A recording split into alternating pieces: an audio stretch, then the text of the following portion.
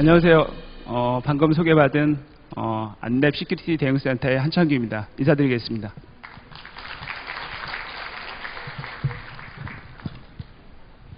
먼저 이렇게 좋은 행사에 발표를 할 수 있게 돼서 굉장히 영광으로 생각을 하고요. 이렇게 많은 분들이 오셔서 오늘 뜻깊은 자리가 됐으면 좋겠습니다. 제가 오늘 말씀드릴 내용은 최근 보안 위협 동향 및 이러한 보안 위협에서 악성 코드들이 많이 사용하는 기법에 대해서 말씀을 드리도록 하겠습니다. 주로 악성 코드에서 많이 사용하는 기법 위주로 말씀을 드릴 텐데요. 발표를 시작하도록 하겠습니다.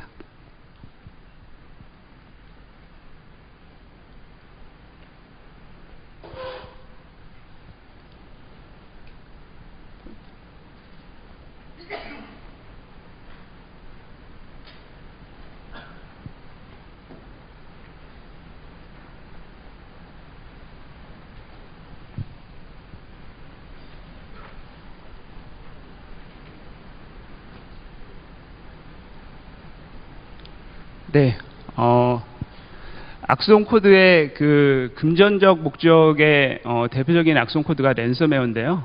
랜섬웨어는 이미 많은 분들이 너무 잘 알고 계시기 때문에 간단히 통계 위주로 설명을 드리도록 하겠습니다.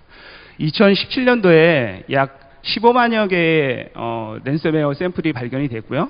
그리고 이들 랜섬웨어로 약 75만여 대의 PC에 피해가 있었습니다. 2018년도 상반기에는 약 3만 5천여 개의 샘플이 발견이 됐고요. 그리고 이들 샘플로 인해서 약 30만여 대의 PC에 피해가 있었습니다. 현재 추세가 만약에 계속된다라고 하면 랜섬웨어 샘플은 약 50% 이상, 그리고 피해 PC는 20% 이상 감소할 것으로 예측을 하고 있습니다. 이런 통계가 의미하는 것은 간단하게 한마디로 말씀을 드리면 가장 핫한 이슈였던 랜섬웨어 샘플이 줄고 있다라는 건데요. 이렇게 랜섬웨어 샘플이 줄고 있는 것은 바로 최근에 많이 언론에서 보도되고 있는 크립토제킹 악성 코드 때문입니다.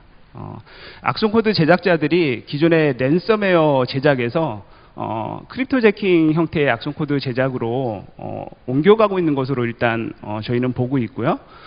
크립토제킹 형태의 악성 코드에 대해서 말씀을 드리려면 암호화폐에 대해서 일단 먼저 간단하게 말씀을 드려야 될 것 같습니다.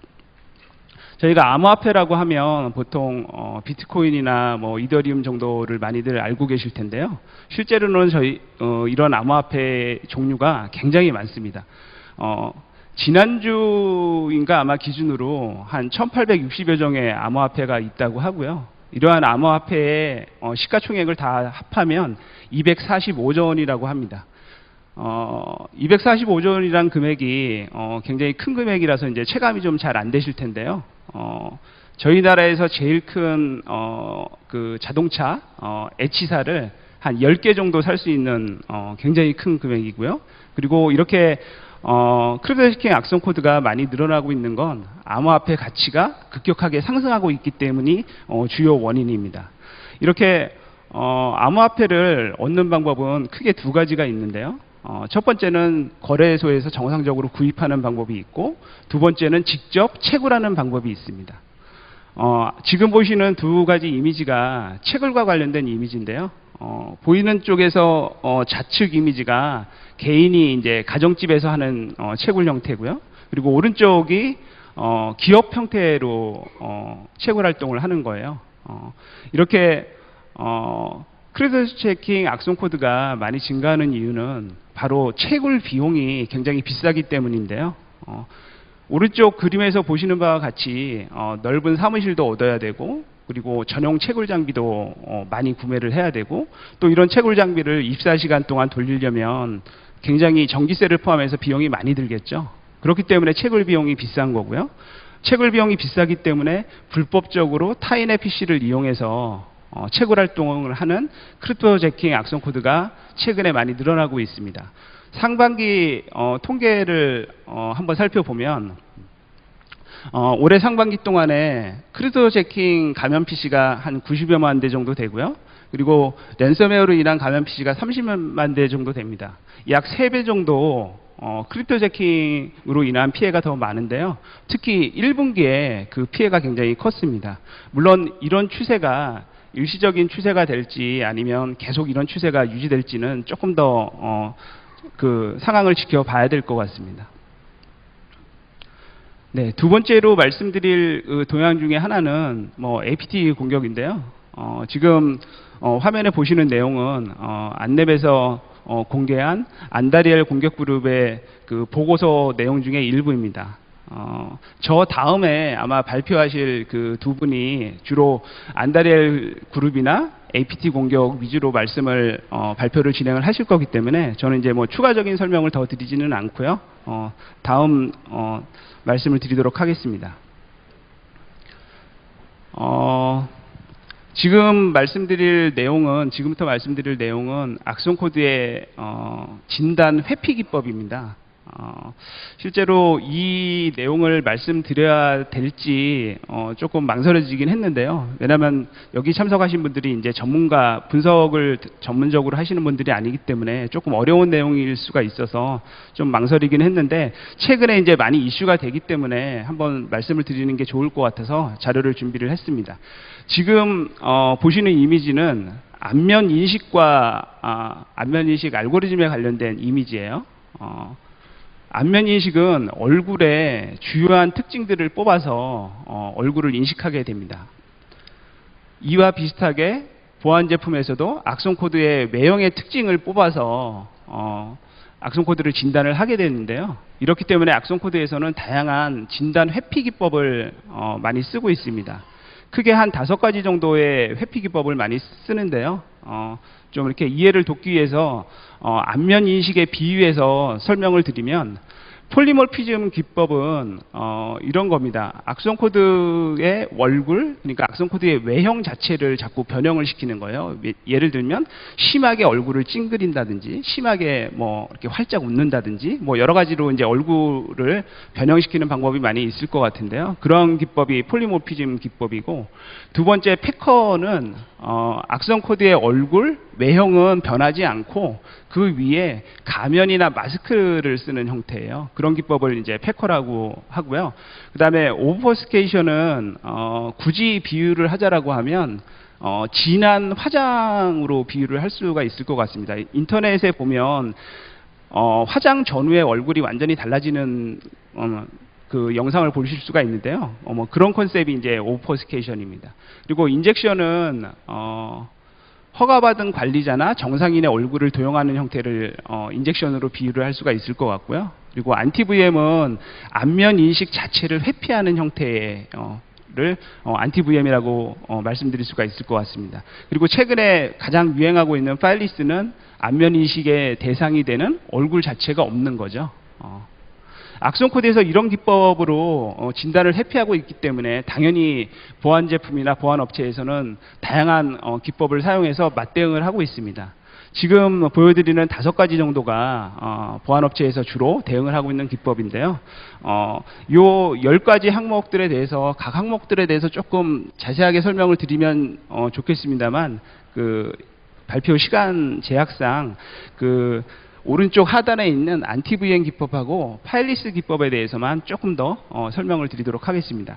이 두 기법을 말씀드릴 이유는 최근에 가장 핫하게 많이 사용되고 있는 기법이라서 그렇고요. 먼저 안티-VM 기법입니다. 지금 웬만한 기업이나 기관에서는 샌드박스 형태의 분석 장비를 많이들 가지고 계시는데요. 이 안티-VM 기법은 그런 분석 장비에서 진단을 회피하는 기법입니다. 크게 3가지 정도로 유형을 분리를 해볼 수가 있는데요. 첫 번째, 가상환경을 탐지를 해서 만약에 가상환경이라고 하면 악성 코드 행위를 하지 않는 형태로 진단을 회피하는 거예요. 그래서 예를 들면 이런 가상 분석 환경의 버추얼 머신들은 대부분 CPU 코어가 하나이거나 하드디스크 사이즈가 10기가가 안 됩니다. 그런데 악성 코드는 예를 들면 CPU 코어가 4개 이상일 때 혹은 하드디스크 사이즈가 100기가 이상일 때 동작하는 형태로 진단을 우회를 하고 있고요.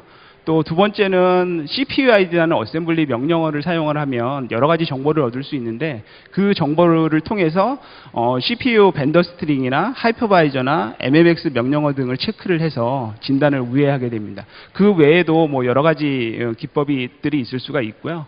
그리고 두 번째 사용자를 감지하는 방법은 이런 분석 장비들이 대부분 자동화된 시스템이기 때문에 사용자의 입력이 없습니다. 그렇기 때문에 예를 들면 악성 코드에서는 키보드 입력이 있는지, 마우스가 움직였는지, 그리고 윈도우 창이 이동을 했는지 등을 체크를 해서 가상환경인지를 확인을 하고 있고요. 그리고 제일 마지막에 세 번째가 딜레이드 엑스큐션이라고 해서 굳이 이제 한국말로 번역하면 지연 실행인데요. 이 기법이 사실은 보안 솔루션, 보안 업체에서 대응하기가 제일 어려운 기법입니다. 이런 분석 장비들은 하루에 분석해야 될 샘플들이 뭐 수천에서 수만 개, 수십만 개 되다 보니까 하나의 샘플을 오래 분석을 할 수가 없습니다. 그래서 대부분 1분이나 2분 정도의 특정 시간 동안만 분석을 진행을 하는데요. 악성 코드에서 바로 이 점을 이용을 해서 1분이나 2분 특정 시간 동안에는 그냥 무의미한 연산을 반복하면서 악성 코드 행위를 하지 않고 기다리고 있다가 그 특정 시간이 지나면 악성 코드 행위를 하는 형태로 진단을 우회를 하고 있습니다. 그래서 안티브이엔 기법은 이렇게 세 가지 형태로 분류를 할 수 있고 최근에 많이 사용되고 있습니다. 네, 이번에 이제 말씀드릴 내용이 뭐 어떻게 보면 최근에 악성 코드 공격 기법에서 제일 핫한 파일리스 공격 기법인데요. 그림의 예제를 통해서 좀 설명을 드리면 사용자가 웹사이트를 방문을 하다가 뭐 여러 가지 원인으로 인해서 익스플로이킷이 설치되어 있는 사이트로 리다이렉션이 되게 됩니다. 그렇게 되면 만약에 취약점 패치가 이루어지지 않은 시스템이라고 하면 취약점이 발생을 하고 그로 인해서 페이로드 코드가 실행이 되게 됩니다.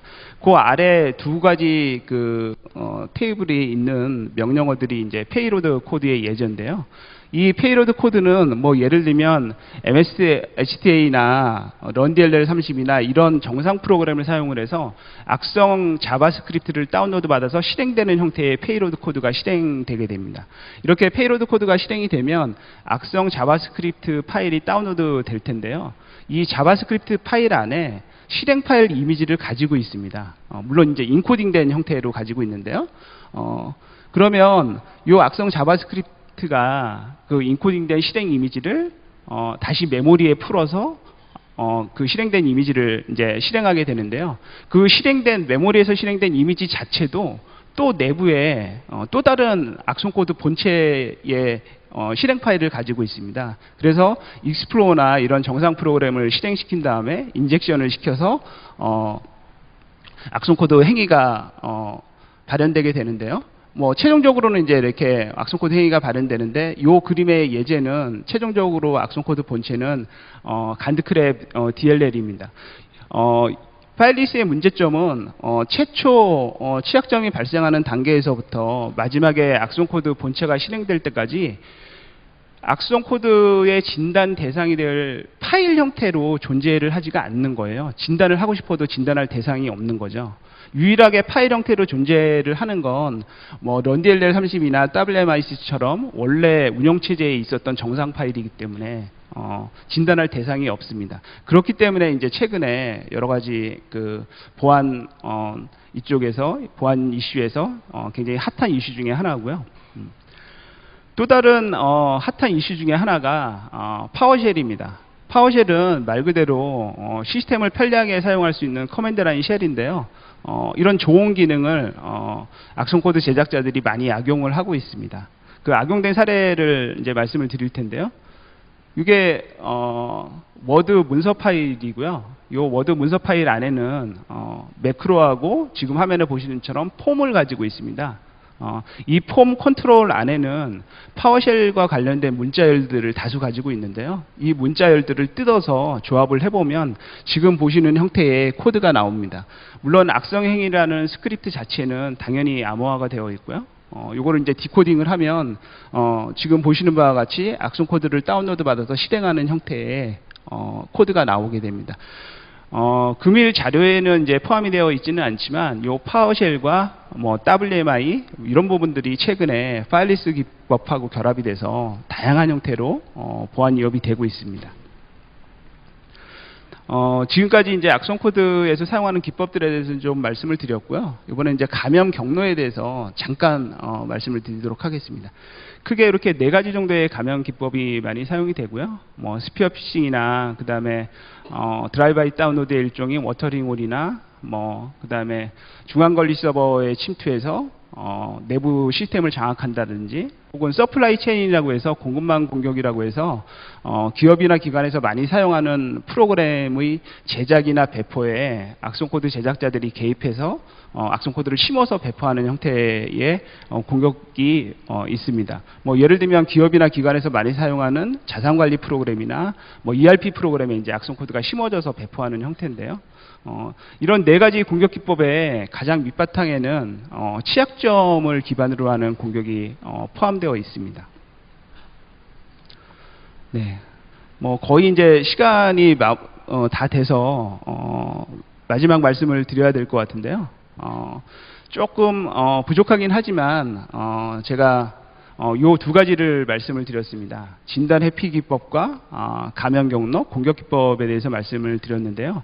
이런 2가지 기법이 다양한 취약점과 공격 대상이 되는 플랫폼하고 결합이 돼서 무수히 많은 다양한 보안 위협을 만들어내고 있고 또 이러한 보안 위협이 점점 진화를 하고 있습니다. 제가 원래는 이제 대응 방안이나 이런 부분들까지 좀 말씀을 드려야 되는데 발표 그 제약상 이 정도 말씀을 드리고 제 발표를 마치도록 하겠습니다. 고맙습니다. 네, 안내배 한창규 센터장님의 멋진 강연에 감사드리며 다시 한번 큰 박수 부탁드리겠습니다. 네, 다음은 이스트 시큐리티의 문종현 센터장님을 단상 위로 모시겠습니다. 여러분 뜨거운 박수로 맞이해 주시기 바랍니다. 네, 반갑습니다. 이스트 시큐리티의 문종현 이사라고 합니다. 제가 준비한 슬라이드 양이 좀 많아요. 그래서 15분 안에 하려면은 조금 제가 말을 조금 스피디하게 진행하도록 하겠습니다. 제가 오늘 준비한 내용은 그 APT 공격자들의 어떤 금년 상반기부터 지금 하반기 가까워지면서 있었던 내용들을 조금 말씀을 드리려고 합니다. 얘가 잘 말을 안 듣네요.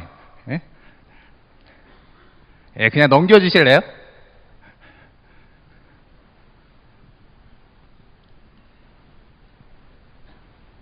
짜잔, 죄송합니다. 얘가 좀 잘 안 되네요.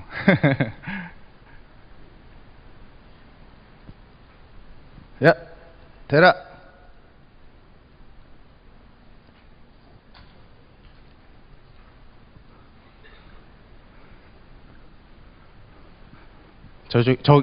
수작업으로 해주셔야 될 것 같은데. 네, 일단 화면 넘겨주실래요? 금년 상반기부터 있었던 내용들을 정리를 할 건데요. 일단 먼저 가볍게 사이버 보안 위협들이 어떻게 변화하고 있는지, 뭐 여기 계신 분들은 잘 아실 것 같고요. 이제 과거 어떤 장난스러운 자기 실력 과시 목적으로 해서 진행이 됐다가 이제 최근에는 국가 안보 위협까지로 발전을 하고 있죠.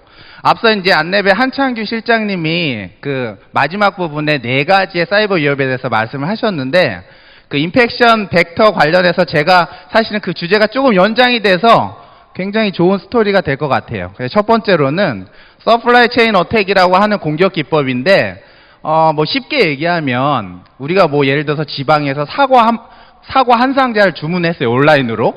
근데 서울에서 그 사과 한 박스를 받았는데 그 중간중간에 썩은 사과가 있는 거예요. 아니면 벌레 먹은 사과가 있다거나. 그래서 그 공급을 받고 있는 과정 중에 어떤 외부에 허가되지 않은 공격이 들어왔을 때 보통은 신뢰 기반을 유지하기 위한 정상적인 소프트웨어, 뭐 예를 들어서 대표적인 상용 소프트웨어인데 해커가 그 서버를 해킹을 하는 거예요. 정상적인 시스템의 서버를. 그래서 악의적인 코드를 집어넣는 방식이라고 보시면 돼요. 사실 이 서플라이 체인 어택이라는 거는 해외에서 먼저 이름이 명명이 됐는데, 제가 20년 넘게 일을 하면서 처음 느꼈던 새로운 어떤 위협 중에 하나였던 것 같아요.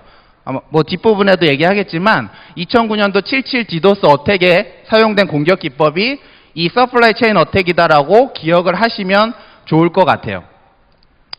화면이 또 넘어갔네요. 두 번째 화면은 스피어 피싱이에요.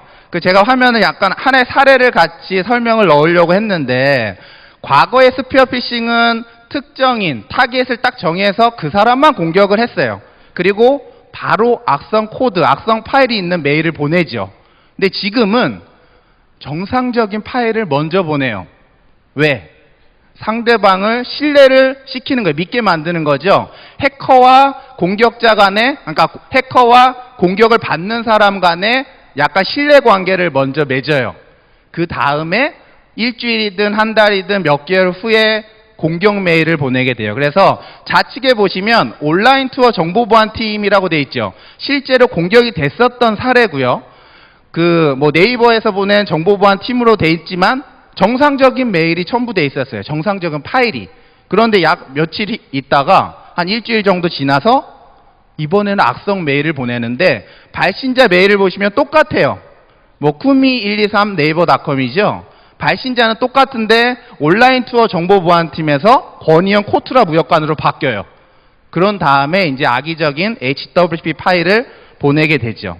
자, 세 번째는 워터링홀 공격이라 그래서 많이 아시겠지만, 육식사자가 초식동물을 잡아먹기 위해서 물 웅덩이 근처에 잠복을 하고 있다가 초식동물이 오면 이제 덮쳐서 잡겠다라는 이제 그런 기법인데, 워터링홀 공격 기법이 우리나라에서는 굉장히 많이 쓰이고 있어요. 최근에도 액티브엑스 취약점이라든지 플래시 플레이 취약점들이 많이 사용이 되고 있는데, 특정 분야에 있는 웹사이트만 해킹을 하는 거예요. 그러니까 일반적으로 불특정 다수의 웹사이트를 해킹하는 드라이브 아이 다운로드하고 약간 차별성이 있죠. 유명한 군 관련된 사람이 접속하는 사이트라든가 아니면 정치적으로 활동하시는 분들 사이트를 해킹을 해서 거기에 관련된 사람들만 감염을 시키는 기법이라고 보시면 될 것 같아요. 다음은 앞선 발표에는 없었던 내용인데 제가 하나 더 추가를 했어요. 뭐냐면 요즘 이제 SNS 다 쓰시죠. 페이스북이든 트위터든 카카오톡이든 굉장히 다양한 SNS들이 전 세계적으로 쓰이고 있는데, 해커들이, 공격자들이 이 SNS를 굉장히 유용하게 쓰고 있다는 거예요. 그래서 페이스북에서 일단 친구 맺기를 한 다음에 메시지 서비스 기능을 이용해서 악성 파일을 보낸다거나, 아니면 해커가 그룹을 만들어요. 정상적인 자기가 원하는 페이스북 그룹을 만들어서 관련된 사람들만 초청을 해요. 초대를 해요. 그래서 거기에 들어온 사람들한테만 화면 보호기를 위장한 파일을 보낸다거나 어떤 특정 문서 파일을 준다거나 해서 그 사람들만 감염시키는 기법을 쓰고 있다는 거죠. 지금까지 조금 정리를 해보면 우리나라에서 있었던 대표적인 사례들 중에 2009년 77 디도스부터 최근 인터파크도 있었고 여러 가지 암호화폐 거래소들의 해킹이 있었지만, 대표적으로 2014년 12월 9일 날 있었던 한수원 공격까지 아마 대부분 잘 기억을 하실 거예요. 과거의 이 역사들을 잘 기억을 해 놓으시면 현재 일어나고 있는 사이버 공격들을 예측하고 분석하는 데 굉장히 도움이 될 수 있고요. 자, 본격적으로 실제 케이스 스터디를 좀 보면, 실제 있었던 사례들을 보면 금년 2월 달에 있었던 해킹 메일이에요. 좌측에 보시는 화면이 남북 고위급 회담으로 이게 대북 정책 방향이란 내용의 제목의 해킹 메일이 누군가한테 보내졌어요. 금년 2월 달에 초에. 근데 보낸 내용을 보면 청와대 이덕행 비서관이라는 내용으로 마치 진짜 청와대 비서관이 보낸 내용처럼 만들어져 있고요. 오른쪽에 보시면 연합뉴스에 실제로 이 이덕행이라는 통일 비서관은 실제 내정이 됐어요. 청와대 비서관으로. 그러니까 실제 존재하는 인물의 정보를 가지고 공격자는 스피어 피싱, 해킹 메일을 보냈다라는 거죠. 근데 여기서 특징적인 거는 뭐냐면, 공격자가 일반적으로 과거에 많이 쓰였던 고전적인 피싱 있죠. 그냥 단순히 URL만 클릭 유도하는 그런 피싱과 스피어 피싱을 복합적으로 같이 써요. 그리고 한 가지 발전된 사례는 중간에 보시면 원본 메일이라고 돼서 마치 포워딩된 메일처럼 보이시죠. 하지만 이건 포워딩된 메일이 아니에요. 실제로 공격자가 포워딩된 메일처럼 정교하게 조작을 한 거예요. 그래서 수신자는 실제 중간에 포워딩된 이덕행이라는 청와대 president.go.kr에서 온 메일처럼 만들기 위해서 중간에 된 내용으로 위장을 한 거고 실제로는 공격자가 만든 메일이다라고 보시면 될 것 같아요. 그래서 오른쪽에는 실제 사례를 해커가 정보를 수집해서 좌측처럼 공격에는 실제로 그 관련된 내용으로 공격을 하고 있다라고 보시면 될 것 같고요. 장전 내용으로 좀 돌아가 볼게요. 2017년 6월 달쯤에 있었던 해킹 메일인데요. 이번에 어떤 특정 기업의 연봉 현황이에요. 연봉 현황. 저 첨부된 파일이 있죠. 엑셀 파일. 실제로 연봉 내용이 있을까요? 없을까요? 일단 이 메일을 수신하신 분들은 일단 그게 궁금하실 거예요. 아, 저기 연봉 내용이 있을까 없을까? 이제 분석가들은 분석을 하게 되죠. 일단 파일을 받아서 가상의 시스템, 분석 시스템에서 이제 분석을 하게 되면 일단 콘텐츠를 사용하라고 유도를 해요. 공격자는. 그래서 자세히 봐도 글자들이 좀 폰트가 깨져 있거나 잘 안 보이죠. 먼저 공격자는 메일을 보낼 때부터 지금 이 연봉 정보를 보려면 폰트가 깨져 있으니까 매크로를 실행하라고 메일 본문에 유도를 해놨어요. 그렇기 때문에 여기서 컨텐츠 사용을 클릭하게 되면 실제로 화면이 나와요. 자세히 보시면 차장급이 한 6천만 원 정도 연봉을 받아요. 제가 특정 기업의 이름은 가리긴 했지만 실제로 해당 기업의 연봉 자료일 가능성이 굉장히 높다라고 판단을 하고 있고요. 이 연봉 화면이 뜨는 순간 컴퓨터에는 백그라운드로 또 다른 악성 파일이 감염돼요. 사람의 심리와 호기심을 굉장히 자극을 해서 실제 어떤 특정 기업의 연봉 정보를 가지고 공격에 활용했던 케이스인데 이 케이스를 왜 보여드리냐면은 공격자가 사용한 계정에 피터팬 N이라는 계정이 나와요. 공격자가 악성 프로그램을 개발을 할 때 자기 컴퓨터 계정, 윈도우즈 운영체제 컴퓨터 계정을 피터팬 N이라는 계정을 썼다라는 게 확인이 되고요. 근데 보통 피터팬이라는 그 스펠링은 PET 이렇게 나가야 되는데 공격자는 PIT를 썼어요. 약간 영어에서도 오타가 있었죠. 이 부분을 잘 기억해 주시고요. 금년 2월 달로 다시 돌아왔어요. 작년 하반기부터 금년까지는 암호화폐, 가상화폐가 굉장히 큰 화두고 전 세계적인 이슈뿐만 아니라 우리나라에서도 지금 여기 계신 분들 중에도 존버를 하고 계신 분들이 계실지 모르겠네요. 근데 암호화폐 시장이 굉장히 뜨거웠기 때문에 금년 초에는 실제로 국회의원님이 암호화폐 관련해서 많은 발언을 하셨고 이번에는 국회의원실을 사칭을 해서 공격이 들어갔던 사례예요. 하태경 의원을 사칭을 해서 스피어 피싱이 들어갔고요. 여기 자세히 보시면 류의라는 오타가 들어있어요. 해킹 메일을 만들 때 류의라는 오타가 들어있고요.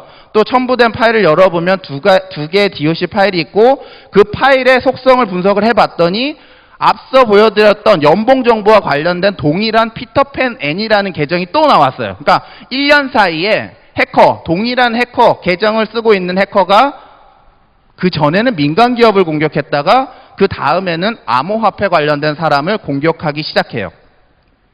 이 내용을 조금 더 추적을 해서 분석을 해봤더니 이미 2015년도에 앞서 이제 안랩의 우리 실장님, 한 시장님이 말씀하셨던 것처럼 안다리엘이라는 그룹명을 금보원에서 명명을 했는데 이 방산업체를 공격했던 해커도 피터팬이라는 계정을 썼고요. 또 1년 있다가 문재인 대통령 외교 자문그룹이라는 내용으로도 또 피터팬 N이라는 계정이 나와요. 그리고 앞서 발표해드린 것처럼 특정 기업, IT 기업이에요. 한국에 있는 실제 존재하는 IT 기업이고 해당 민간 기업의 연봉정보, 실제 연봉정보 데이터를 해킹을 해서 또 다른 공격에 사용을 했던 사례가 작년 6월 달에 발견이 되고요. 다시 금년 2월 달에 하태경 국회의원실을 사칭한 공격이 동일한 피터팬 N 계정에서 발견이 된 사례가 있었다라는 것은 굉장히 좀 독특한 사례가 아닐까라고 해서 보여드렸고요.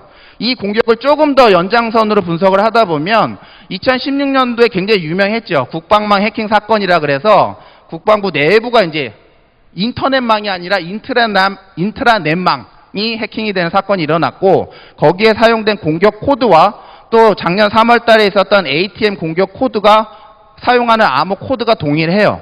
그리고 금년 1월 30일부터 2월 초까지 있었던 하태경 의원실을 사칭한 암호화폐 공격 코드가 우연하게도 내부 알고리즘이 똑같아요. 그래서 공격자는 과거에는 국가기관의 기밀 정보를 노렸고 조금 발전을 해서는 금융 정보를 노렸고 금년 초에는 다시 암호화폐, 가상화폐 쪽으로 공격을 바꿨다라는 것을 흐름을 알 수가 있어요.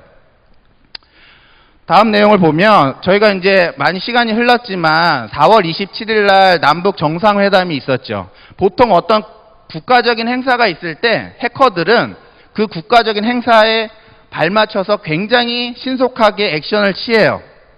4월 27일 잘 기억을 해주시고요. 4월 28일 날 발견된 해킹 사건이에요. 제목 자체는 김정은의 스위스 유학 시절 자료입니다 라고 해서 누군가가 누구한테 이런 메일을 보냈어요.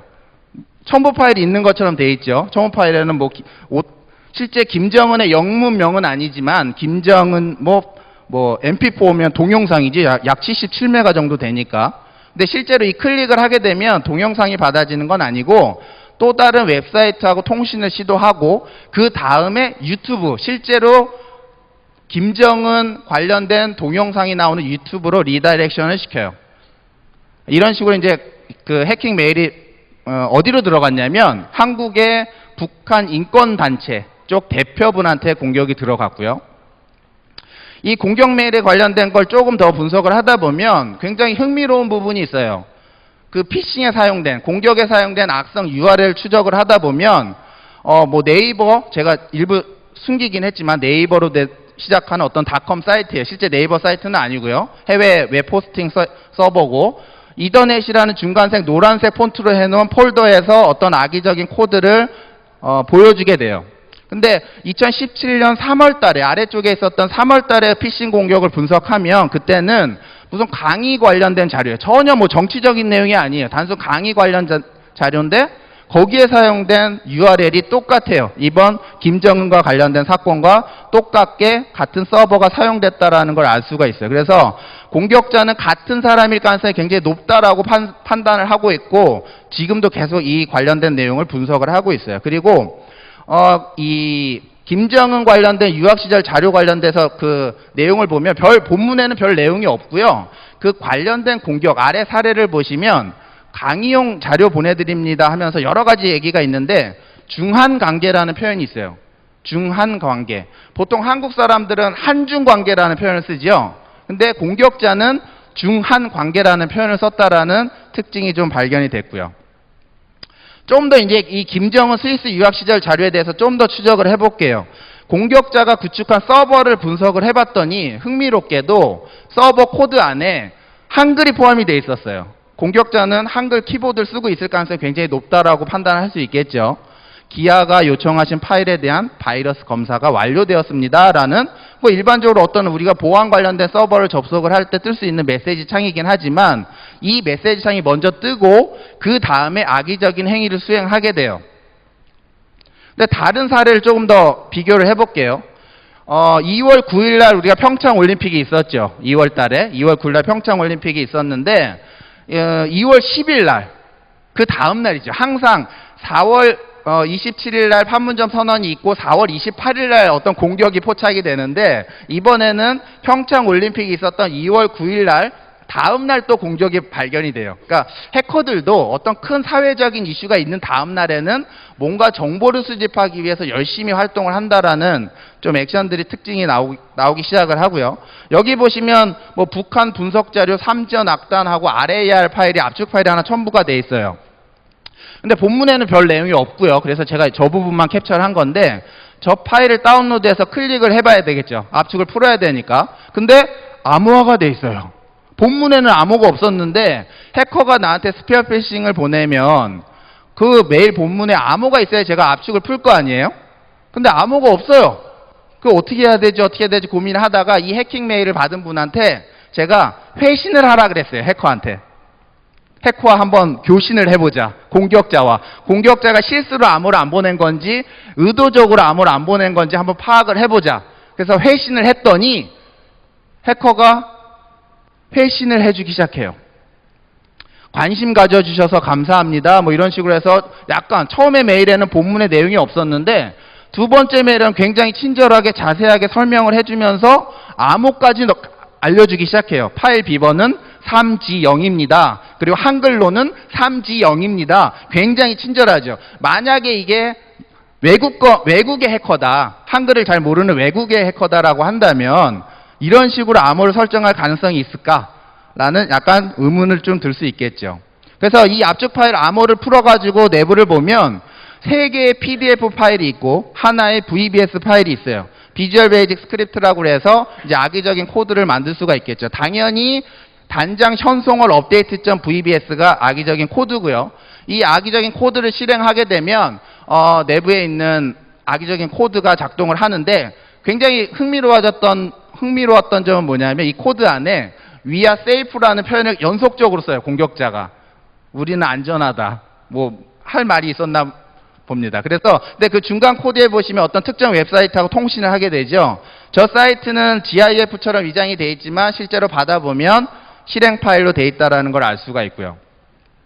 자, 근데 이 조혜진이라는 사람이 이 메일을 보냈는데 2월 달에 다시 2월 말쯤에 설인사라고 해서 메일을 한 번 더 보내요. 그러니까 앞서 평창 올림픽 관련된 공격에는 첨부 파일이 존재했죠. 암호 압축된 첨부 파일이 있었죠. 근데 두 번째 보낸 메일에는 첨부 파일이 없어요. 물론 첨부 파일이 있는 것처럼 보이지만, 통일 선교 보고라는 첨부 파일이 있는 것처럼 보이지만 저건 첨부 파일이 아니에요. 그냥 화면상이 첨부 파일처럼 만든 링크 파일이고요. 저 링크를 클릭하게 되면 오른쪽 아래에 있는 특정 웹사이트라고 통신을 시작해요. 근데 여기서 공통점이 나와요. 과거의 다른 해킹 공격과 공통점이 뭐냐면, 공격자는 기아가 요청하신 파일에 대한 바이러스 검사가 끝났습니다 라고 완료됐습니다라는 앞서 보여드렸던 해킹 사례와 동일한 메시지 창이 나와요. 그래서 이제 분석가들은 공격자가 동일한 그룹이거나 동일한 사람일 가능성이 있겠다라고 해서 본격적인 추적을 하게 되죠. 그래서 일단은 공격자가 다시 컴백을 했다라는 새로운 사실을 확인하게 되고, 해당 사용된 문구들을 좀 더 연구하기 시작을 해요. 물론 이 피싱에 사용된 화면은 가짜 네이버 웹사이트가 되고요. 근데 공격자는 미국에서 처음에는 메일을 보낸 것처럼 위장을 했어요. 자기는 미국에서 북한 선교 활동을 하고 있다. 근데 또 다른 해킹 메일이 발견이 돼요. 그거는 이제 1월 달인데, 2018년 1월 달인데, 요 메일을 보시면 돼요. 블라디보스톡에서 인사드립니다라는 내용이 있죠. 블라디보스톡은 어디죠? 저기 러시아 그쪽이죠. 그러니까 공격자는 미국에서 보내기도 하고 약간 러시아권에서도 보내기도 해요. 해킹 메일을. 실제 거기 있는지는 알 수는 없지만 그런 내용으로 메일을 보내는데, 여기서도 첨부 파일이 없이 링크만 돼 있어요. 보통 보안 전문가들이 분석을 할 때 첨부 파일이 있으면 좀 더 분석하기가 편해요. 왜냐하면 코드의 유사성을 분석을 한다거나 아니면 연관된 자료들 찾기가 쉽죠. 근데 단순히 URL만 있는 피싱은 굉장히 분석하기가 좀 애매모호해요. 굉장히 고전적인 기법이기 때문에. 근데 공격자가 사용한 이 URL들을 계속 DB를 축적을 해서 비교하다 보니까 그 평창 올림픽 관련된 내용에 링크와 동일하게 일치한다라는 것을 확인했어요. 2명의 해커가 하나의 웹서버를 동시에 해킹을 해서 사용할 가능성은 굉장히 낮아요. 우연의 일치라고 하더라도. 거기에다가 이 웹사이트는 정상적인 서버로 운영되는, 일반적으로 누가 전자상거래 목적으로 구축한 서버가 아니고 해커가 직접 웹포스팅에 등록을 해서 만든 서버예요. 그러다 보니까 이런 부분에서 공격자는 뭔가 공통적인 부분일 수 있다라고 판단이 들고요. 또 공격자가 사용한 내부 코드를 봤더니 뭐 동일하게 기아가 요청하신 이런 내용이 또 있는 해킹 사례가 또 발견이 됐어요. 이거는 8월 28일 날 약 3, 4일 전에 발견된 사례예요. 그렇다면 공격자는 과거부터 지금까지, 최근까지도 계속 공격을 하고 있다라고 보시면 될 것 같고요. 그리고 이제 이번 건은 엊그제 발견이 된 건데, 이 폰트를 보시면 PRK 청봉체라고 되어 있죠. 그 북한 폰트를 이용한 공격이 최근에 발견이 됐고요. 이거 관련된 파일을 보시면 내부에 여러 가지 파일들이 있어서 공격을 굉장히 열심히 준비를 하고 있다는 것을 보실 수가 있을 것 같아요. 그리고 내부에 사용된 폰트를 보면, 어떤 글씨체를 보면 실제 뭐 북한에서 사용하는 표현 방식들도 일부 확인이 됐고요. 시간 관계상 조금 빨리 이제 진행을 하면, 그리고 마지막으로 SNS를 이용한 공격들이 나오고 있어요. 페이스북을 이용해서 친구를 맺기를 한 다음에 어떤 APK를 보낸다는 사례. 이제 이런 거 같은 경우는 스마트폰을 노린 거죠. 그래서 페이스북으로 친구를 뭐 추가할 때는 굉장히 조심하셔야 되고, 또 이제 카카오톡, 한국에선 카카오톡 많이 쓰시잖아요. 엑셀 파일을 보내요. 엑셀 파일 카카오톡에서 잘 못 열지만 이제 PC 버전으로 이제 공격을 하고, 실제로 플래시 플레이어 취약점을 이용해서 공격을 했던 사례고요. 또 이거 같은 경우 어떤 한국의 병원의 교수님을 위장을 해서 카카오톡으로 굉장히 친한 척을 하면서 접근을 해서 어떤 링크를 보내요. 동일하게 APK, 악성 앱을 유포하는 형태로도 뿌린 사례가 있고요. 그래서 마지막으로 정리를 하면 공격자는 굉장히 우리 근처에 있고 보이지는 않지만 굉장히 똑똑한 친구들이 활동을 하고 있다라고 좀 설명을 드리고 싶고요. 또 보안이라는 게 어렵고 불편하지만 굉장히 중요하고 필요하다라는 내용을 좀 강조해 드리고 싶고, 마지막으로는 지금 단순히 사이버 범죄가 아니라 국가 안보적인 측면으로 사이버 인텔리전스가 좀 필요하다라는 내용으로 좀 마무리를 할까 싶습니다. 그리고 마지막으로 제가 시간 관계상 질문 지금 못 받고 토크 콘서트가 하겠지만 궁금하신 부분은 저희 이메일로 보내주시면 성심성의껏 답변을 보내드리도록 하겠습니다. 감사합니다. 네, 강연하느라 수고해주신 이스트 시큐리티의 문정현 센터장님께 다시 한번 박수 부탁드리겠습니다. 네, 마지막으로 이슈 메이커스 랩의 최상명 파운더님을 단상으로 모시겠습니다. 뜨거운 박수로 맞아주시면 감사하겠습니다.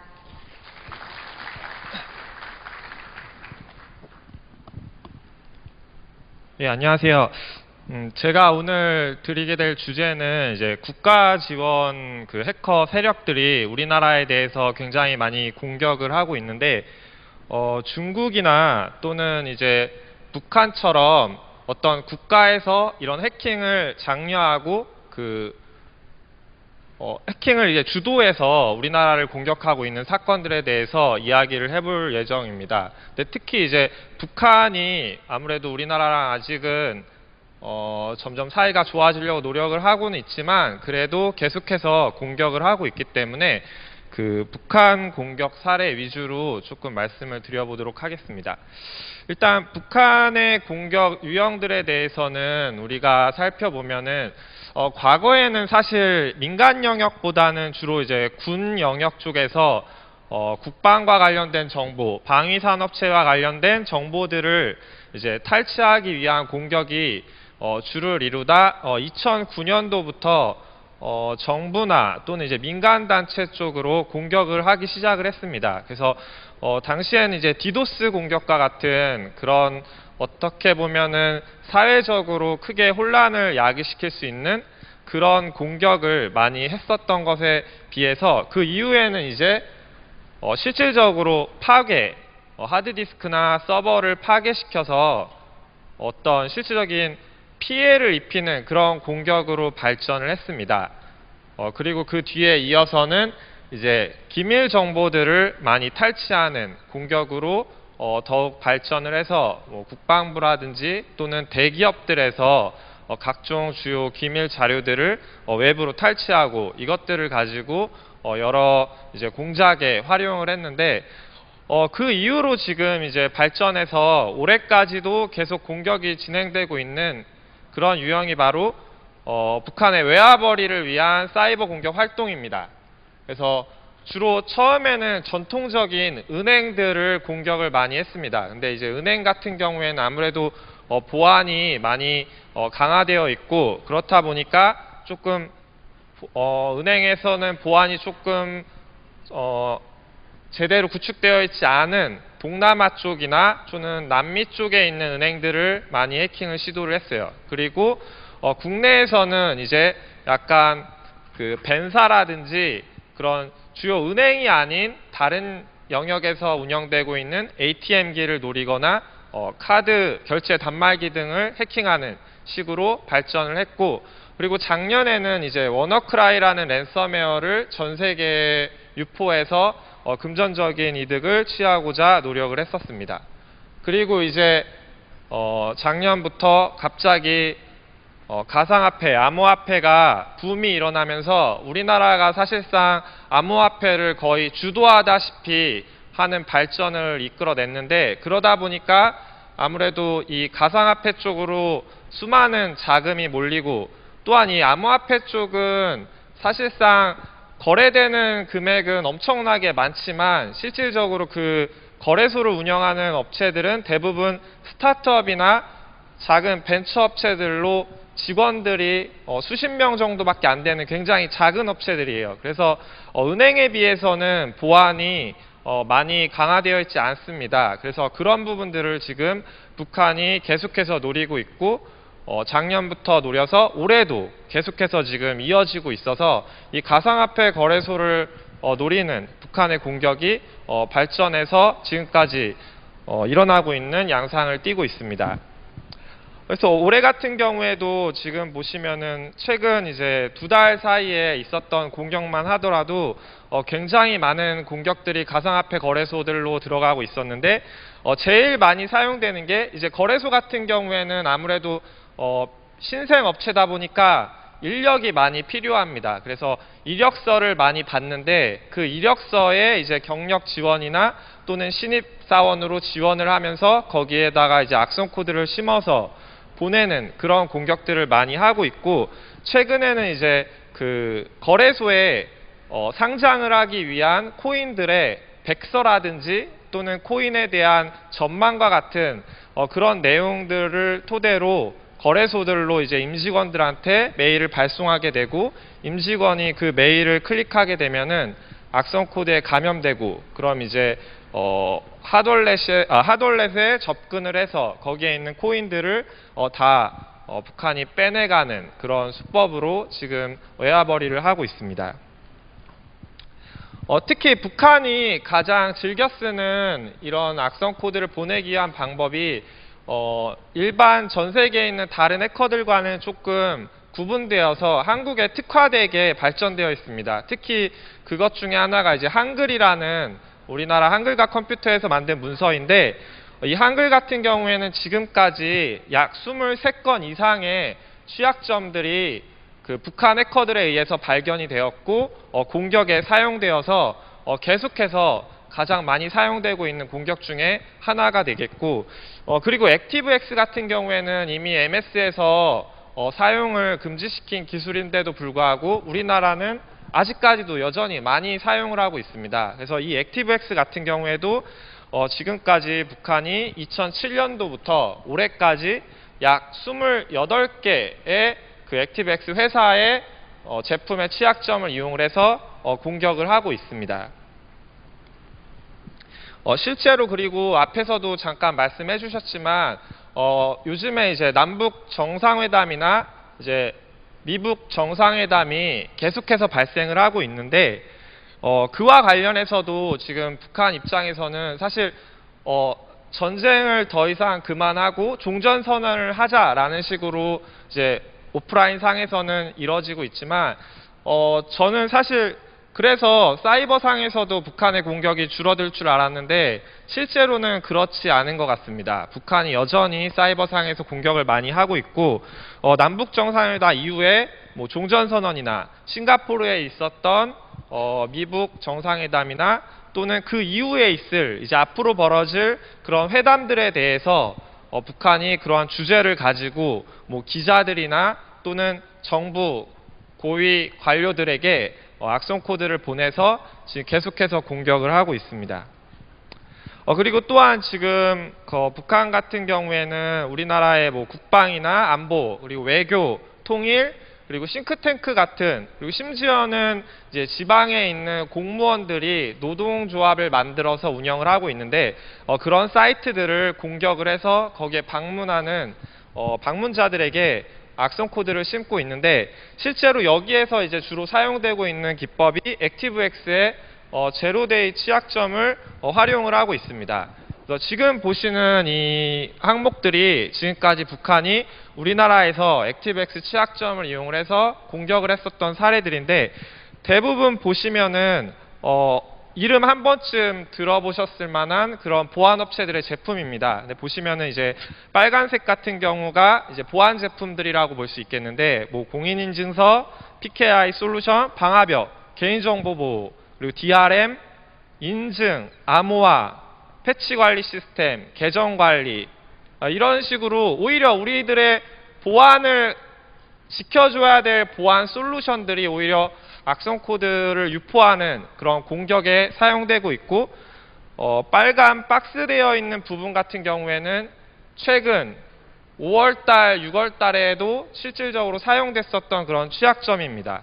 그래서 계정 관리 솔루션, 그리고 그룹웨어 솔루션, DRM 솔루션, 그리고 음성 변환 소프트웨어 같은 이런 제품들이 실제 공격에 사용됐는데, 이런 액티브엑스 같은 경우에는 지금 우리 국민들 중에 굉장히 많은 PC에 설치가 되어 있습니다. 요번에 가장 최근에 북한이 사용한 액티브엑스 제로데이 취약점 같은 경우에는 대법원에서 그 가족관계 증명서를 발급할 때 설치되는 액티브엑스의 취약점을 이용을 했습니다.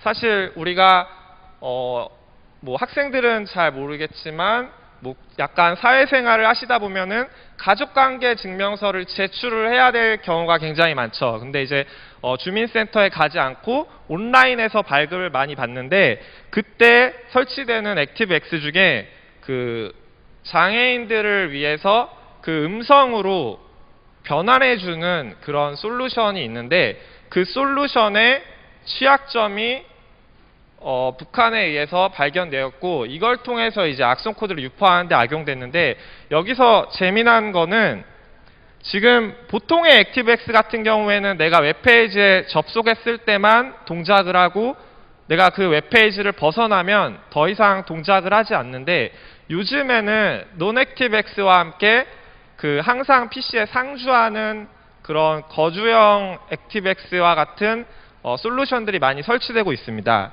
이 솔루션 같은 경우에도 지금 보시는 것처럼 항상 PC에 상주하면서 웹소켓을 열고 있는데, 이런 부분들을 이제 북한이 공격의 그런 벡터로서 찾아서 활용을 하기 시작을 했다는 거예요. 그래서 이런 경우에는 항상 PC에서 켜있기 때문에 언제든지 공격을 할 수 있는 그런 벡터가 되고, 또한 이러한 솔루션은 요즘 같은 경우에는 이제 예전에는 액티브엑스만을 동작시키기 위해서는 오직 인터넷 익스플로러에서만 동작을 했는데, 요즘은 이제 다양한 브라우저를 쓰고 있지 않습니까? 크롬이라든지 파이어폭스 같이. 그래서 그런 다양한 브라우저에서도 동작을 할 수 있도록 지금 만들어지고 있습니다. 그래서 이런 액티브엑스와 유사한 기능을 하는 플러그인들을 지금 공격자들이 목표로 삼고 있는데, 여기서 문제는 패치가 굉장히 잘 안 되고 있고, 또한 패치를 하더라도 사용자들에게까지 적용되는데 시간이 굉장히 많이 소요된다는 것입니다. 지금 여기 나와 있는 이 세 가지 취약점은 북한이 실제로 공격에 사용한 취약점인데도 불구하고 패치되는 데까지 무려 3개월 정도가 소요가 됐습니다. 그러니까 3개월 동안은 제로데이였던 상태였기 때문에 누구든지 패치가 없어서 공격을 당할 수밖에 없는 그런 상태였는데, 이게 패치가 나왔더라고 하더라도 실질적으로 사용자들의 PC에까지 적용되는 데는 굉장히 많은 시간이 소요되죠. 그래서 아마 여기 계신 분들 PC에 있는 그런 액티브엑스는 아직 아마 패치가 안 됐을 가능성이 굉장히 많습니다. 실제로 이런 액티브엑스 같은 경우에는 먼저 제조사가 패치를 내놓으면 그 제조사가 그 액티브엑스를 판매한 회사 또는 판매한 웹사이트에 일단 그 패치 버전이 올라가야 됩니다. 그리고 그 패치가 사용자 PC에 접속이 되려면 사용자가 반드시 그 액티브엑스를 처음 배포했던 사이트에 접속을 해야지만 업데이트를 통해서 패치가 가능합니다. 하지만 사용자들은 내가 그 액티브엑스를 어디서 설치했는지조차 잘 모르죠. 그래서 특히 뭐 연말정산 같은 경우에는 1년에 딱 한 번 접속하는데, 거기에서 만약에 설치된 액티브엑스다 그러면은 패치가 될 때까지는 내년 연말정산 할 때까지 돼야지나 그때 우리가 이제 연말정산 사이트에 접속을 해서 패치가 되는 그런 셈인 거죠. 그래서 이 액티브엑스 같은 경우에는 굉장히 위험함에도 불구하고 아직까지도 많이 우리나라에서 사용되고 있고, 특히 이런 허점들이 많은데 이런 것들을 북한은 정확하게 인지를 해서 공격에 활용을 하고 있습니다. 액티브엑스 취약점을 찾는 건 사실 굉장히 쉬운데, 그래서 해커들은 액티브엑스 취약점 찾는 건 너무 쉽기 때문에 이거는 뭐 재미가 없어 이런 식으로 어떻게 보면 무시하는 그런 취약점이지만, 북한 해커들은 오히려 이 취약점이 오히려 우리나라에 공격을 했을 때 더 많은 피해를 입힐 수 있고 패치가 잘 되지 않는다는 그런 현황들을 잘 알고 있기 때문에 이런 부분들을 지금 사용을 하고 있습니다. 그리고 마지막으로 북한 해커들은 과거에는 기존에 이제 전 세계 다른 해커들이 이미 배포를 해서 사용하고 있는 취약점들을 활용을 했다면 최근에는 제로데이 취약점을 북한 해커들이 직접 찾아서 활용을 하고 있습니다. 물론 한글이나 액티브엑스처럼 우리나라에서만 사용되는 그런 솔루션 같은 경우에는 과거부터 계속 제로데이였지만 MS 제품, 오피스 제품, 어도비 제품 같은 경우에는 사실 북한이 제로데이를 사용을 하지는 않았었습니다. 대부분 이제 해외에서 이미 다른 해커들이 사용하는 걸 주워다가 이제 코드를 바꿔서 사용을 했었는데 요즘에는 오히려 북한 해커들이 이런 취약점을 제로데이로서 발견을 해서 사용을 하고 있고 그게 오히려 전 세계의 다른 해커들이 따라서 사용하는 그런 추세로 변하고 있습니다. 그래서 이 플래시 같은 경우에도 북한이 2014년 5월 달부터 지금의 이렇게 많은 취약점들을 사용을 했었는데 검정색 CV 같은 경우에는 대부분이 다 북한이 외부에서 이미 발표된 걸 가져다가 사용했던 취약점이고 이 빨간색은 북한이 처음 사용한 제로데이 취약점입니다. 그래서 2017년 11월부터 사용했던 취약점은 패치가 올해 2월 달에 됐습니다. 그럼 무려 4개월 동안은 패치가 없었던 그런 제로데이 상태였던 거고 이러한 공격이 이제 북한이 주요 타겟들을 공격을 할 때 사용이 됐었고 실제로 이런 부분들이 있었기 때문에 아마 피해는 더 많은 부분들이 입으셨을 겁니다. 그리고 비단 플래시뿐만 아니라 인터넷 익스플로러 같은 경우에도 과거에는 이제 취약점을 가져다 썼던 반면에 지금 여기 빨간색 같은 경우에는 북한이 실제로 최초로 발견을 해서 군이나 또는 특정 기관 또는 해외 공작을 할 때 사용을 했었던 제로데이 취약점입니다. 그만큼 지금 북한의 이런 제로데이를 찾는 실력도 굉장히 올라와 있다라는 것을 반증하는 그런 증거들이 되겠고 실제로 이제 북한이 글로벌 소프트웨어에 대해서도 제로데이를 사용하고 있기 때문에 지금은 이제 미국 같은 선진 국가에서도 북한을 굉장히 경계를 하고 있습니다. 그만큼 북한의 실력을 이제는 우리도 인정을 해야 될 때가 왔고 그만큼 북한이 최신 해킹 기술들을 가지고 우리나라를 공격을 하고 있기 때문에 우리가 더더욱 이런 부분들에 대해서 준비를 많이 하고 대응을 해야지만 우리의 조직을 효과적으로 방어할 수 있지 않을까 그렇게 생각됩니다. 이것으로 발표를 마치도록 하겠습니다. 감사합니다.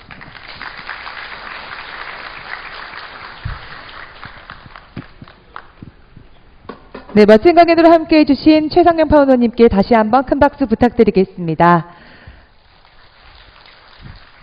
네, 지금까지 국내 대표적인 악성 코드 분석가인 안랩의 한창규 센터장님, 이스트 시큐리티 문정현 센터장님, 이슈메이커스랩의 최상영 파운더님으로부터 2018 사이버 보안에 대한 강연을 들어봤고요. 그럼 이 세 분들을 무대에 모시고 같은 문제지만 각각 다른 분야에서 다양한 방법으로의 대응 방안에 대해 함께 들어보는 시간을 갖도록 하겠습니다. 진행은 이시엔 토크의 진행은 보안뉴스 편집국장이신 권중 상무님께서 함께 해주시겠습니다. 네, 감사합니다.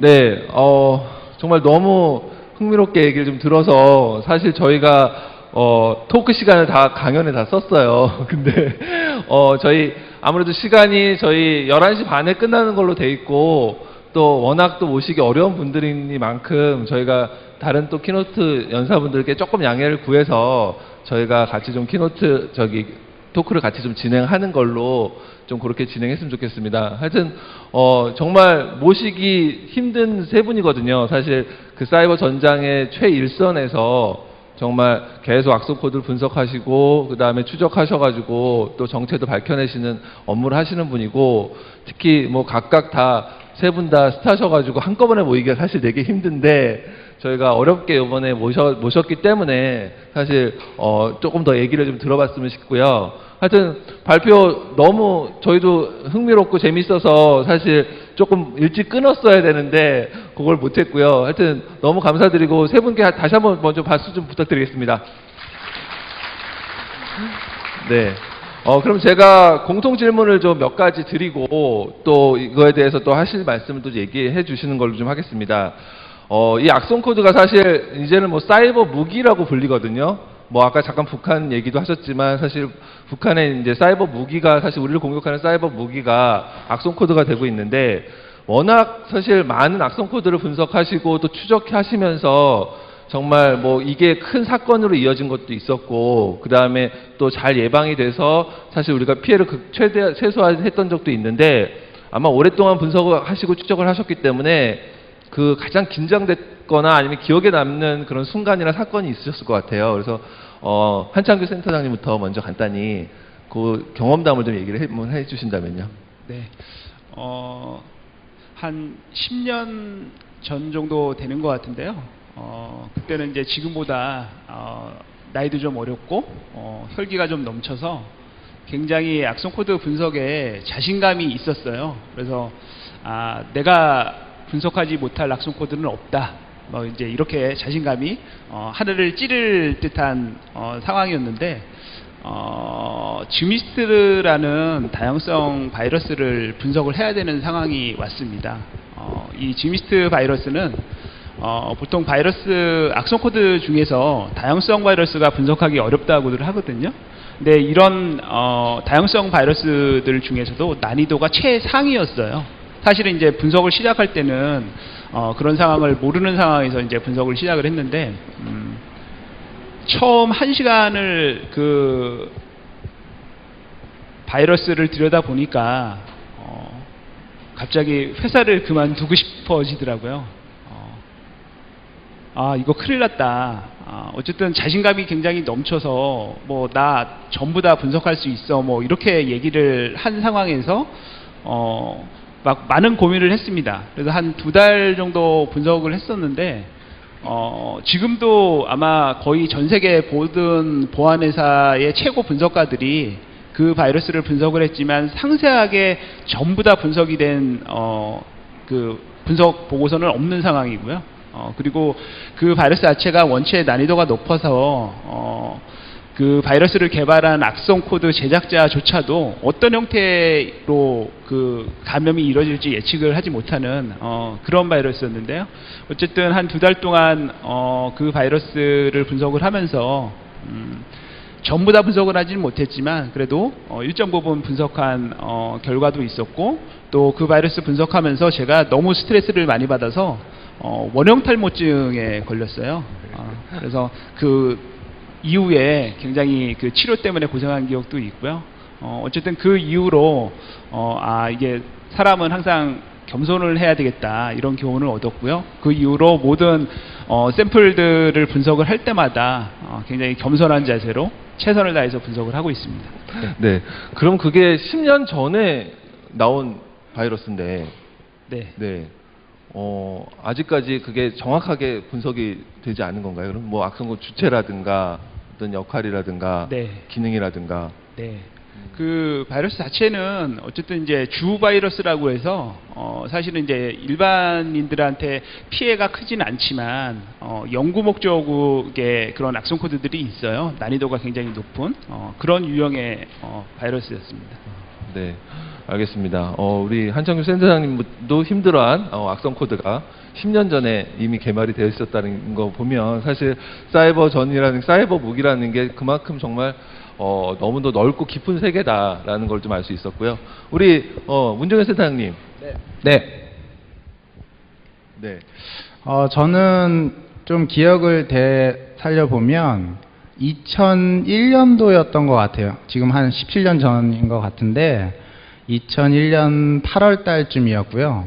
한 저녁 6시쯤이었는데 갑자기 온라인으로 누가 말을 걸어와요. 메신저로. 그러니까 온라인상에 이제 누구나 자유롭게 그 가입하지 않고 대화를 할 수 있는 메신저 서비스가 있었는데 한 저녁 6시쯤 이제 퇴근하려고 이제 막 준비를 하고 있는데 갑자기 말을 걸어서 저한테 바이러스 샘플, 이제 샘플이라는 표현을 쓰잖아요. 견본을 달라. 그래서 뭐야 이거 되게 당황을 했는데 계속 대화를 하다 보니까 돈을 주겠다는 거예요. 계좌번호를 알려주면 일주일 후에 10만 달러를 찍어주겠다.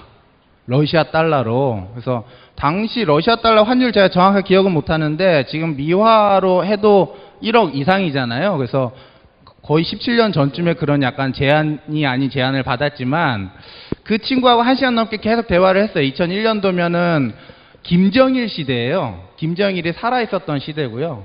그래서 자기가 북한이다라는 소개를 먼저 하고 또 인민무력부 제8사단이라는 자기 소속을 얘기를 하고 또 미림대학의 연구원이다라는 얘기를 제가 듣게 돼요. 온라인으로. 그래서 처음엔 뭐 초딩 장난인가 보다. 근데 이렇게 생각을 하고 그냥 막 받아줬는데 대화를 1시간 넘게 대화를 하면서 느낀 거는 얘가 말하는 게 좀 이상하다.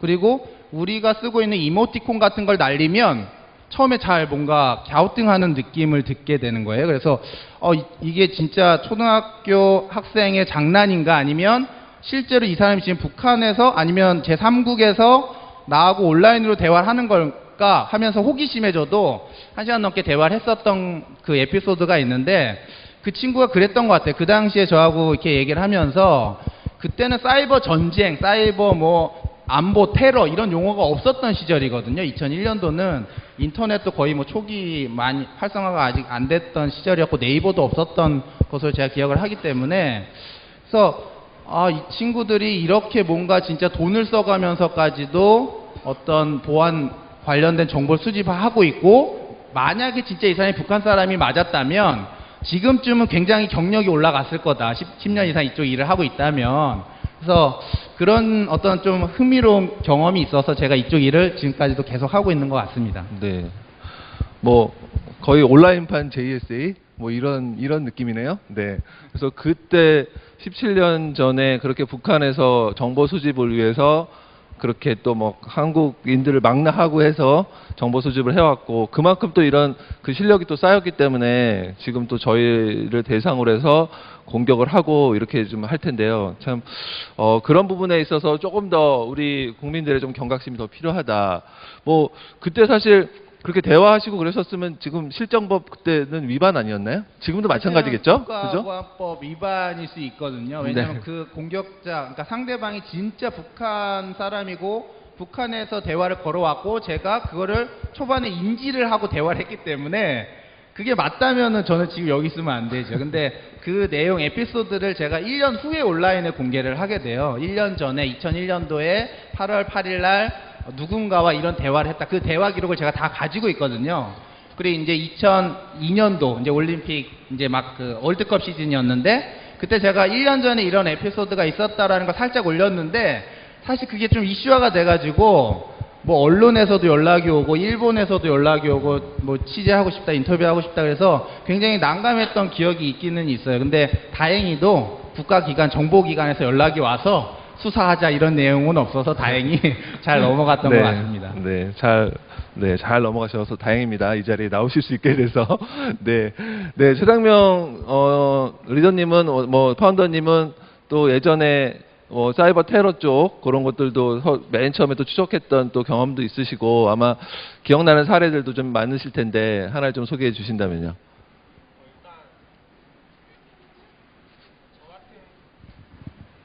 저 같은 경우에는 일단 이쪽에 조금 더 집중해서 이런 북한 해커들이나 아니면 뭔가 국가 지원 세력에 대해서 추적을 하게 된 계기가 됐을 수도 있는 사건인데 2009년도에 사실 7월 달에 이제 디도스 공격이 있지 않았습니까? 그때 이제 디도스 공격이 뭐 언론에서 이제 발표로 뭐 몇십만 대가 감염돼서 뭐 사이트들을 디도스 공격을 했다.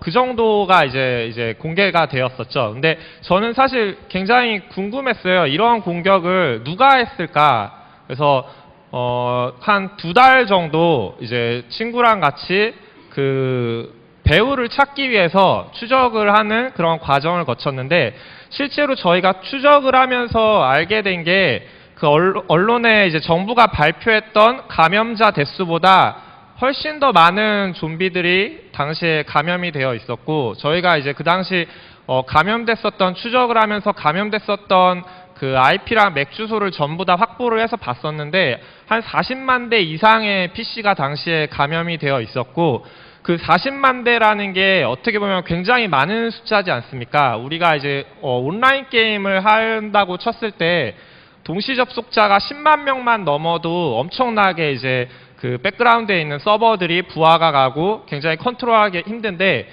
북한이 2009년도에 이미 이 40만 대를 컨트롤을 하고 있었거든요. 그래서 실제로 우리가 추적을 해서 봤더니 이 40만 대를 컨트롤하기 위해서 전 세계에다가 약 3천여 대의 명령 제어, 그러니까 CNC라고 하는 서버를 구축을 해서 이 40만 대를 컨트롤하고 있었어요. 그래서 당시에 저는 굉장히 놀랐거든요. 사실 우리나라에서도 이 게임에서 10만 대를 컨트롤하는 게 굉장히 어려워서 로드 밸런싱이나 그런 게 힘든데, 어떻게 북한은 이 40만 대의 좀비 PC를 컨트롤을 했을까? 물론 이 3000대라는 서버가 있었기 때문에 가능했겠지만 그 3000대에도 이 40만 대가 동시에 붙으면 힘들잖아요. 그래서 그거를 분산시켜서 이렇게 제어를 하는 그런 모습에 굉장히 놀라서, 북한이 정말 우리가 알고 있는 것보다, 사실 저는 그 당시에 북한은 뭐 IT 기술은 별로 없겠지, 굉장히 좀 기술적으로 떨어지겠지라고 생각을 했었는데, 이미 그 당시에 그렇게 많은 좀비들을 컨트롤할 수 있는 기술이 있다는 것에 굉장히 놀랐고, 그리고 그들이 이 디도스 공격을 하기 전에, 원래는 그 40만 대의 좀비를 디도스 공격하기 전에 군사 정보를 탈취하는 목적으로 사용을 했었습니다. 그래서 당시에 이제 작게 501호나 작게 5027, 5029 같은 그런 군사 기밀 정보들을 그 좀비들을 통해서 탈취를 해나갔는데, 그런 부분들을 이제 보면서 북한이 정말 사이버 전쟁을 하고 있구나라는 걸 이제 알게 됐었고, 그때부터 이제 북한의 흥미를 가지고 추적을 할 수 있는 계기가 되지 않았나 생각됩니다. 네, 지금 최상명 파운더님께서 말씀하신 게 이제 77 디도스 테러죠. 예. 네, 그게 이제 사실 우리 정보보의 날달 아시죠? 우리 지정된 거. 그게 이제 7월 둘째 주 화요일, 그다음에 이제 정보보 달은 7월인데요. 뭐 여러분 아시는 분도 계시겠지만 그게 이제 77 디도스 테러를 기념하기 위해서 우리가 이런 피해를 다시는 당하지 않아야 된다라는 차원에서 이제 그 날을 지정했을 만큼 그만큼 이제 저희가 피해도 컸고 의미가 좀 컸던 거였는데, 그때 직접 이제 현장에서 파운더님께서 아마 이렇게 하시는 부분들을 느끼시는 얘기를 해주신 것 같습니다. 시간이 정말 너무 막 빨리 흘러서 좀 아쉬운데요. 마지막으로 딱 한 질문씩만 드려야 될 것 같아요. 그래서 지금 워낙 이제 기업 보안 업무를 담당하시는 분들, 그 다음에 뭐 개인정보 보호 쪽을 담당하시는 분들이 계시니까 지금 악성 코드 분석하시면서 요즘에는 뭐 북한의 해커 공격뿐만 아니라 해외 해커 공격들이 뭐 공공기관뿐만 아니라 기업 개인들을 많이 노리고 있으니까요. 정말 중요하다고 생각하는 그 뭐 대응이라고 그럴까요? 뭐 한 가지씩만 좀 말씀해 주시면 아마 조금 더 기억하시고 도움이 되실 것 같은데, 최상명 파운더님께서 먼저 한번 간단히 설명해 주시겠어요? 사실 그 공격자들은 방어자들보다는 사실 앞서 있다고 저는 생각을 하고 있습니다. 그래서 우리가 이제 기업이나 조직을 보호하기 위해서 기존의 이제 보안 솔루션들을 굉장히 많이 구축을 해서 운영을 하고 있는데, 그런 부분들에 대해서 이미 공격자들은 다 파악을 해서 공격을 성공적으로 하기 위한 그런 것들을 다 가지고 있다고 생각을 하셔야 될 것 같아요. 그래서 우리가 이 보안 제품만 있으면은 무조건 다 막을 수 있다라는 생각을 좀 약간 버리시고, 공격이 언제든지 들어올 수 있다라는 그런 가정하에 만약에 이 공격이 들어왔을 때 그럼 이 공격을 우리가 어떻게 빠르게 찾아낼 건가, 그런 부분들에 대해서 좀 포커스를 맞춰서, 요즘은 이제 공격을 찾기 위한 뭐 EDR과 뭐 MDR 같은 솔루션들이 많이 나오고 있잖아요. 그래서 그런 솔루션들을 조금 도입을 해서 그 공격들이 들어왔을 때 빠르게 이 공격자들의 경로나 그런 것들을 추적을 해서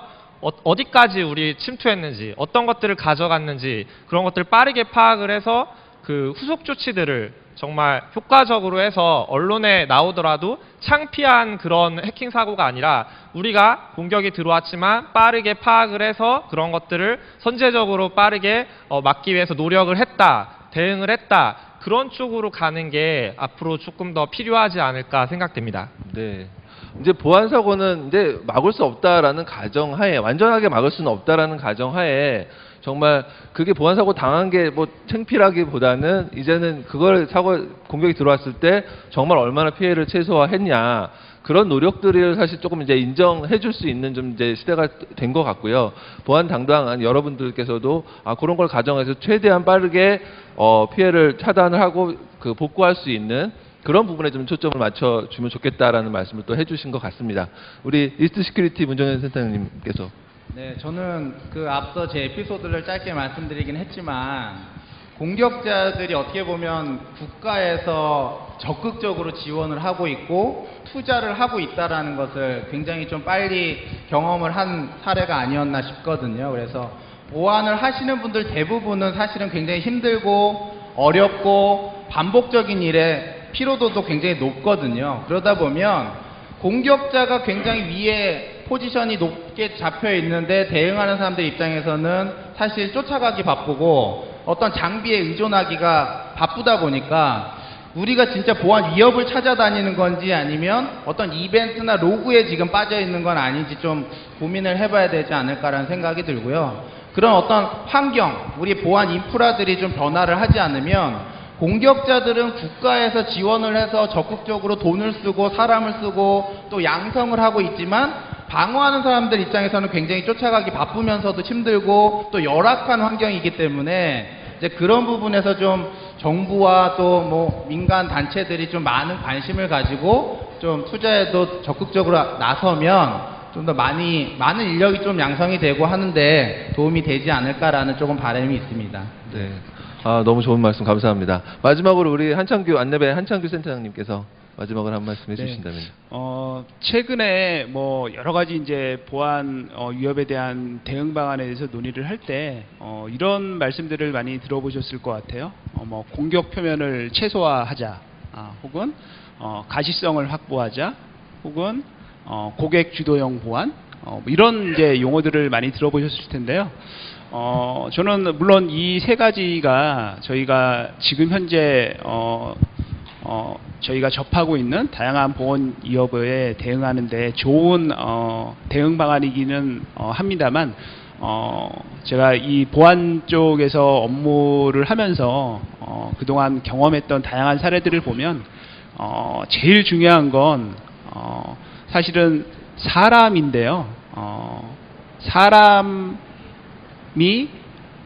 보안 위협의 시작부터 마지막까지 전부 다 사람하고 관계가 되어 있어요. 그래서 제일 좋은 보안 위협에 대한 대응책은 좀 보안 의식 교육이나 이런 부분들을 좀 강화를 하면 좋을 것 같고요. 물론 앞부분에 말씀드린 그 세 가지 방안도 다 당연히 같이 병행을 해야 되겠지만, 그리고 한 가지만 만약에 딱 집어서 말씀을 하라고 하시면 저는 취약점 관리를 각 기업에서 기관에서 조금 잘하시면 거의 발생하는 보안 위협의 한 90% 이상은 다 막으실 수가 있으실 것 같아요. 그래서 한 가지만 마지막으로 말씀을 드리자라고 하면 취약점 패치 관리만 조금 더 철저하게 해주시면 좋을 것 같습니다. 네. 하여튼 긴 시간 저희가 조금 뭐 오버해서 진행하긴 했는데 아직까지 너무 아쉬운데요. 우리 세 분 정말 모이기 힘든 세 분인데 발표해 주시고 또 좋은 말씀 해주셔서 너무나 감사드리고, 다시 한번 우리 안내 한창규 센터장님, 그다음에 이스트 시큐리티 문정현 센터장님, 그다음에 이슈메이커스 랩 최상명 파운더님께 다시 한번 큰 박수 부탁드리겠습니다. 이상 마치겠습니다. 감사합니다.